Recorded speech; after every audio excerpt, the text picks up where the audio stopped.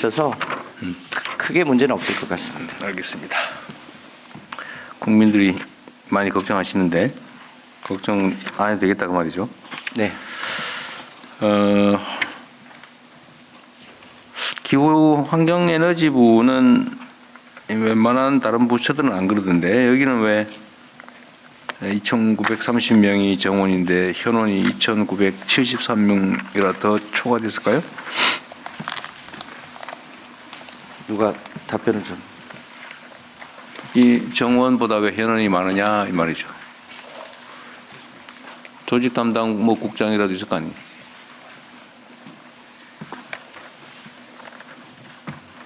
이 업무 담당 국장이 누구예요? 인원 관리하는. 여기 정책기획관에 있습니다. 네. 왜 인원수가 초과했어요? 네, 사실 대통령님 자세하게 확인은 하지 못했지만요. 기본적으로 가지고 있는 인원 중에 긴급하게 필요한 것에 대해서 추가 고용한 것으로 이해하고 있습니다.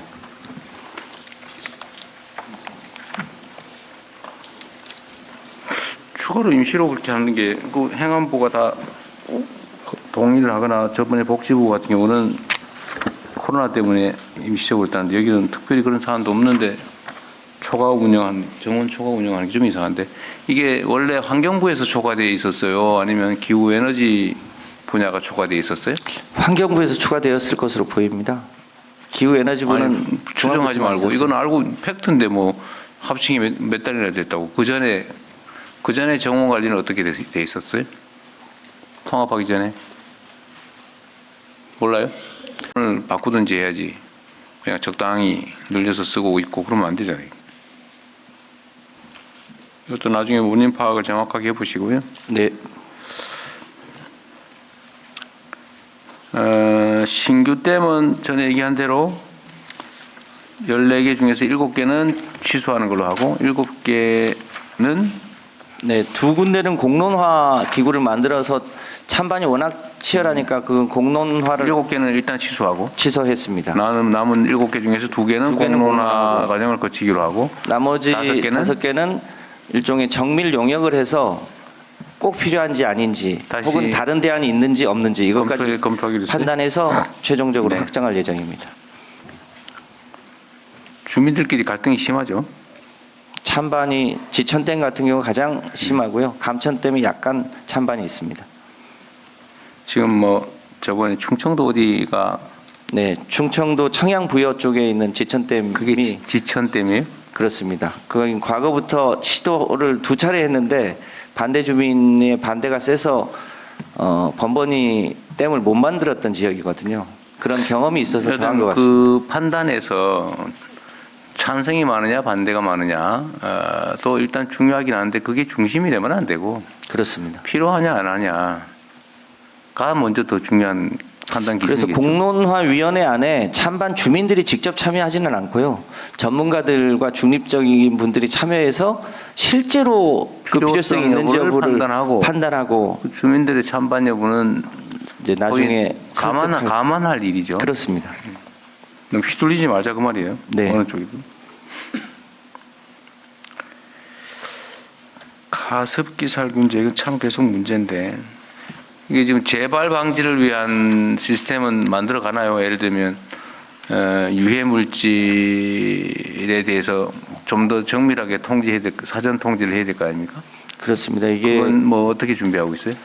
그때만 해도 이게 조금 느슨했던 것 같습니다. 이게 2006년에 처음으로 원인 미상의 폐질환 환자가 생겼으니까요. 그 전에는 이 화학물질에 대한 관리가 굉장히 느슨해서 그 이후에 소위 화학안전법, 화평법 이런 법이 그 후에 추가로 정확하게 얘기하면 이게 됐습니다. 가습기 문제가 아니라 가습기에 첨가하는 화학물질의 문제였던 거잖아요.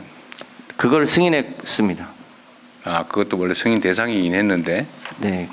근데 그때만 해도 그걸 인체에 쓴다고 하지 않고 승인을 했는데 그게 그 어린이들 뭐 저기 호흡하는데 좋다고 세상에 네. 아이들한테도 많이 썼다는 거 아니에요 지금? 맞습니다.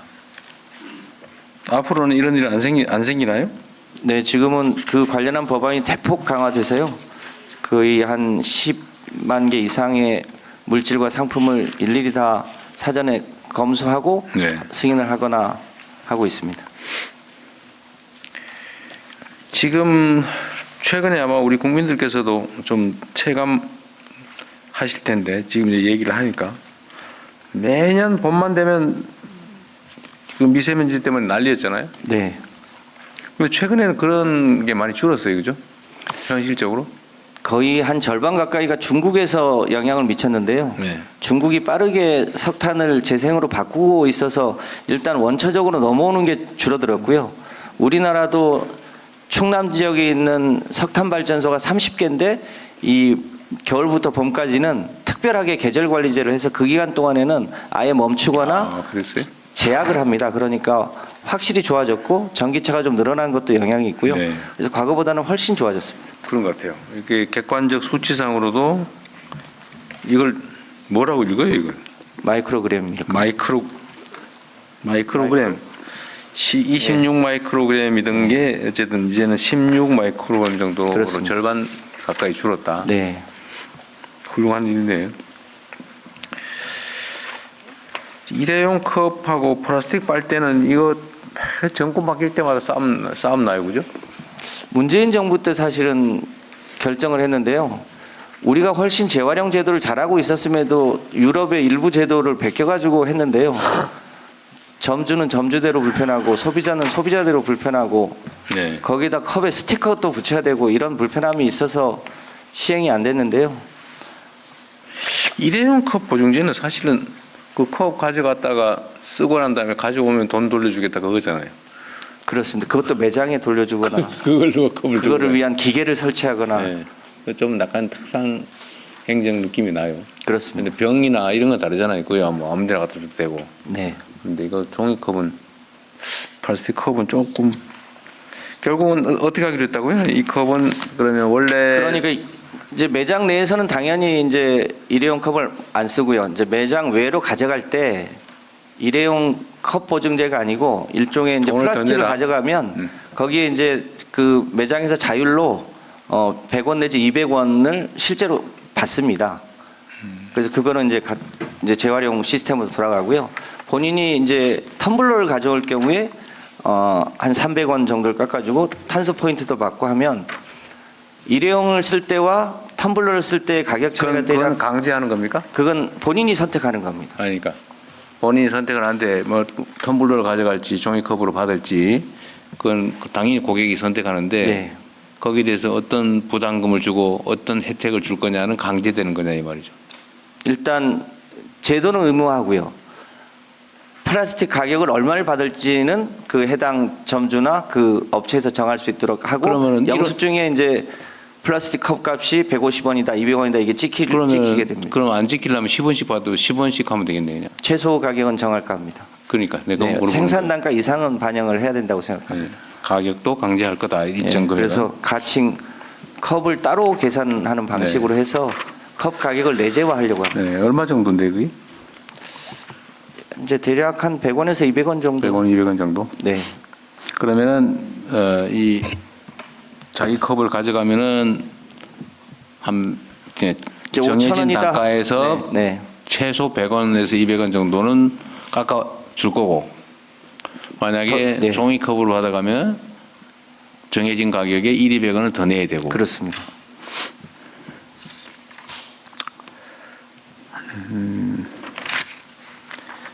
빨대는 어떻게 한다고요? 그동안은 이제 플라스틱 빨대를 금지한다 이렇게 되니까 종이 빨대 시대가 오는가 보다라고 해서 이제 종이 빨대 생산 공장들이 막 돌아갔는데요. 사실은 종이 빨대가 물을 먹는 거라 특수 코팅을 하지 않으면 그렇죠. 종이 빨대도 안 되는 거여서 사실은 종이 빨대가 환경에 미치는 영향이 더 크다고 분석한 경우도 많아서 더 나쁘게 한다. 그렇습니다. 그래서 종이 빨대든 플라스틱 빨대든 원천적으로 매장 내에서는 안 쓰게 하되 꼭 필요한 사람들이 있을 수 있습니다. 그럼 어떻게 노약자라든지. 할까요? 어떻게 할까요? 그래서 그런 분들에게만 일시 지불하는 걸로 그렇게 할 예정입니다. 아, 거기는 그냥 무료로? 네.